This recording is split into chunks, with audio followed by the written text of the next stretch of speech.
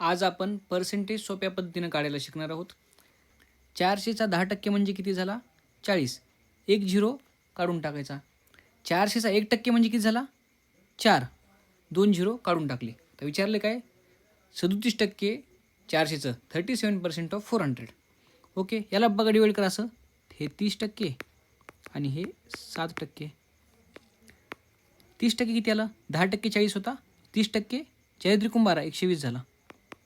1% म्हणजे 4 आहे, तर 7% म्हणजे 7 चौक 28. हे झालं 148. 34% म्हणजे 148. आता इथे विचारलं आहे 48% 500चं, 40% आणि हे 8%.